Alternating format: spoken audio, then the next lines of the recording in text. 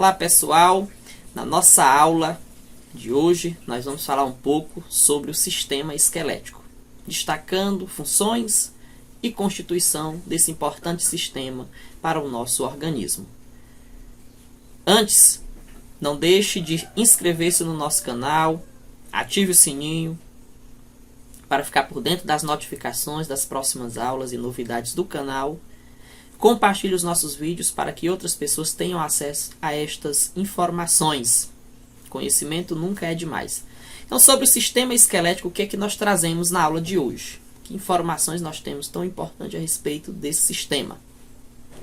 Então, de um modo breve, nós destacamos um pouco a respeito da anatomia do nosso corpo. O nosso corpo ele possui divisões, ou seja, pontos de delimitação ou de referência. A divisão do nosso corpo ele está basicamente em 4 partes: cabeça, pescoço, tronco e membros. A região do tronco ela é constituída classicamente pelo tórax e o abdômen. Então é essa estrutura que constitui a região do tronco. Os membros eles são classificados em membros superiores e membros inferiores. Nessa caracterização dos membros superiores, nós vamos subdividi-lo em raiz do membro. Nessa parte da raiz do membro, nós encontramos, por exemplo, o ombro. É a raiz do nosso braço, do nosso membro superior. E partes livres, que são o braço, o antebraço e a mão. E é claro que cada estrutura dessa vai tendo suas subunidades, suas divisões. Já os membros inferiores também possuem a raiz, as pernas, o membro inferior, a perna, ou as pernas, os membros inferiores. Ele possui a raiz do membro, que é o quadril, o encaixe do fêmur com o ilho, com a fossa ilíaca, e as partes livres, que são coxa, perna e pé, também com suas subdivisões. O sistema esquelético ele é constituído basicamente por 206 ossos, respeitando-se as variações anatômicas. A função desse importante sistema é dar sustentação e conformação ao nosso corpo, além de proteger os órgãos internos, como o coração, o cérebro, o pulmão, os rins. São estruturas vitais do nosso corpo que precisam estar protegidos contra impactos mecânicos. Então, nós temos esses órgãos envolvidos por ossos que vão fazer essa função, desempenhar esse papel de proteção. Além disso, nos ossos são locais de armazenamento de cálcio e de fósforo, nutrientes de fundamental importância para o nosso corpo. É o local de produção de células sanguíneas, como no caso lá da medula óssea vermelha, que produz as células sanguíneas. Ele possui um sistema de alavancas que, movimentada pelos músculos, permite o deslocamento do corpo no todo ou em parte. Nós temos uma movimentação que pode ser uma movimentação de grande proporção, com deslocamento total do corpo, mas também nós podemos ter algumas movimentações que podem ser limitadas em torno da estrutura, como por exemplo, essa movimentação de mãos. Não vai deslocar meu corpo todo, desloca apenas a estrutura do dedo que eu estou tentando movimentar. Então, nós temos esse aspecto da movimentação. A movimentação que pode ser em globo ou a movimentação que pode ser particular da estrutura. Temos uma representação esquemática do nosso sistema esquelético. O nosso esqueleto, sendo destacado aí o esqueleto apendicular e o esqueleto axial. A classificação dos ossos. Quanto à classificação dos ossos, os ossos podem ser classificados em longo, pneumáticos, curtos, laminares e irregular. Osso longo, quando o seu comprimento é maior do que a sua espessura. Então, comprimento maior que espessura. O osso pneumático são ossos especializados na retenção de ar, ou seja, eles vão apresentar cavidades que vai estar abrigada por ar. Ossos curtos, quando a sua estrutura, largura, ou seja, espessura e comprimento são basicamente o mesmo. Nós temos uma variação mínima, mas nós temos aí esses ossos com uma característica de comprimento e espessura, basicamente a mesma. Osso laminar, o próprio nome já nos dá já nos denuncia o que vem a ser, né? Osso que tem aí característica de lâmina.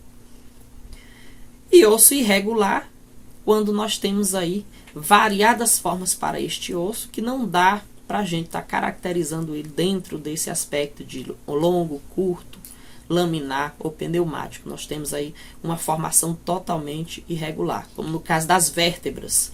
Se você observar as vértebras, elas apresentam espinha de tudo quanto é lado, né? Então nós temos uma grande variação na sua forma. O esqueleto humano ele é subdividido em axial e apendicular. O esqueleto axial é aquele formado pela caixa craniana, pelas vértebras e pela caixa torácica. Já o esqueleto apendicular é formado pela cintura escapular, ou seja, pela escápula, a nossa conhece vulgarmente como a pá, pelo seu formato, né, que tem região posterior, localizado na região posterior do corpo. É formado pela cintura escapular, formada pela escápula e clavícula. Cintura pélvica formada pelos ossos do ilíaco e membros. Toda essa estrutura aqui compreende o esqueleto apendicular, interligado aí diretamente aos membros inferiores e membros superiores. Na constituição desse esqueleto axial, a caixa craniana ela se destaca por possuir ossos importantes como frontal, parietal, temporal, occipital, esfenoide, nasal, lacrimal, malares e zigomático, que são os ossos principais que constituem aí a nossa caixa craniana. Maxilar superior e mandíbula fazem parte aí dos ossos da estrutura da caixa craniana. Temos aí essa caracterização geral desses ossos: frontal, parietal, occipital, temporal, mandíbula, maxilar, zigomático, nasal e esfenoide. A coluna vertebral é uma coluna de vértebras que apresentam cada uma um buraco, uma cavidade, que se sobrepõe constituindo um canal que aloja a medula nervosa ou espinhal. É dividida em regiões típicas, que são coluna cervical, coluna torácica, coluna lombar, coluna sacral e a coluna coxiana ou coxígea. Quanto à quantidade de vértebra, nós temos 7 vértebras cervicais, 12 vértebras torácicas, 5 vértebras lombares, 5 vértebras sacrais e 4 vértebras coxígeas. A caixa torácica é constituída pela região torácica da coluna vertebral, pelo osso do externo e pelas costelas, que são em número 12 de cada lado, sendo as 7 primeiras verdadeiras, ou seja, porque elas estão inseridas diretamente no osso do externo, e 3 falsas que se reúnem e depois se unem no externo. E também possui 2 flutuantes, ou seja, cujas extremidades anteriores apresentam-se livres, não se fixando ao externo. O esqueleto apendicular é constituído pelos membros superiores e inferiores. Cada membro superior é constituído de braço, de antebraço, pulso e mão. Os ossos que compõem são o osso do húmero, o osso do rádio, carpos e metacarpos são os ossos do interior da mão, e as falanges são as estruturas ósseas que constituem os dedos, caracterizando em falange proximal, aquela que está mais próxima à raiz do membro, falange medial, aquela que está no meio da viagem, né? E a falange distal, aquela que está mais distante. Então, esse termo proximal e distal vai levar em consideração a linha medial do corpo. Falange proximal, falange medial, falange distal. Cada membro inferior compõe-se de coxa, perna, tornozelo e pé. Os ossos que compõem o membro inferior são fêmur, tíbia e fíbula, além da rótula, tarsos, metatarsos e falanges, que são constituintes da estrutura do pé.